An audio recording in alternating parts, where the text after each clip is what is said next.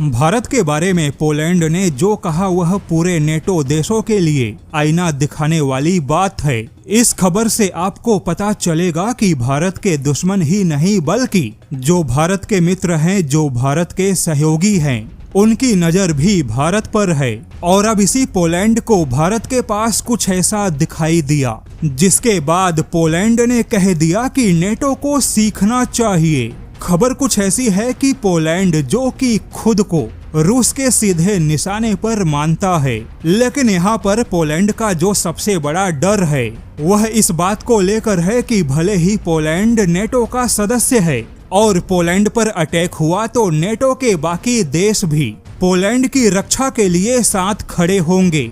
लेकिन सवाल है कि युद्ध का जो क्षेत्र होगा वह तो पोलैंड बनेगा। यानी कि रूस और नेटो के बीच युद्ध हुआ तो वह सीधे पोलैंड की जमीन पर होगा, और जिस देश की जमीन पर युद्ध होगा वही देश किसी भी युद्ध में सबसे ज्यादा बर्बाद होगा। किंतु अब पोलैंड ने बाकी के नेटो सदस्य देशों को आईना दिखाते हुए कहा कि रूस और यूक्रेन युद्ध को अगले कुछ महीनों में 4 साल पूरे होंगे। किंतु नेटो देशों ने इन 4 सालों में कुछ भी विशेष हासिल नहीं किया। जैसे कि नेटो के पास में रूस के हाइपरसोनिक मिसाइलों से निपटने का कोई विकल्प नहीं है।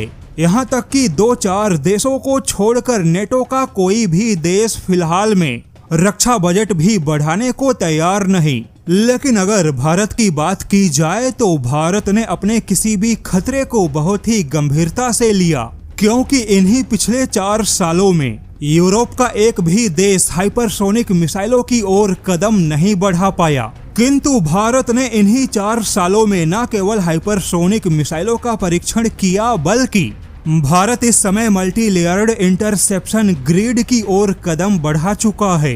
जी हां, पहली बार पोलैंड के रक्षा जानकारों के चर्चा के केंद्र में भारत के प्रोजेक्ट कुसा की चर्चा हुई। अब जैसा कि भारत के प्रोजेक्ट कुसा के तहत केवल बैलिस्टिक मिसाइल डिफेंस नहीं बल्कि दुश्मन के हाइपरसोनिक मिसाइलों से भी सुरक्षा प्रदान होगी।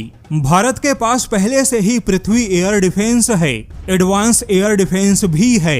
भारत के पास बैलिस्टिक मिसाइल डिफेंस भी मौजूद है। रूस का S-400 भी भारत के पास है। इसके अलावा भारत के पास में शॉर्ट रेंज और मिड रेंज के स्वदेशी मिसाइल डिफेंस का विकल्प भी उपलब्ध है, जो कि भारत के मल्टी लेयर्ड इंटरसेप्शन ग्रिड का हिस्सा है। और यह सब मिलकर भारत के लिए सुदर्शन चक्र का काम करेंगे, जिससे कि भारत की हवाई सुरक्षा अभेद्य होगी। और इन सब के साथ भारत का अपना स्वदेशी प्रोजेक्ट कुसा भी विकसित हो रहा है।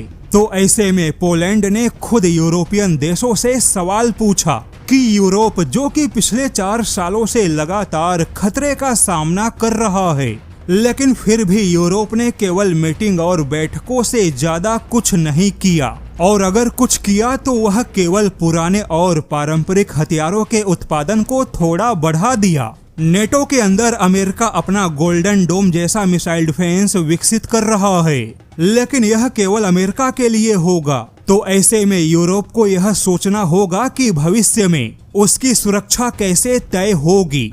यूरोप को अपनी सुरक्षा के लिए भारत जैसे ही मिसाइल डिफेंस पर काम करना होगा। हालांकि अब देखा जाए तो कभी भारत का मजाक उड़ाने वाला यूरोप आज भारत के सामने अपने तकनीकी हैसियत को कम होते देख रहा है।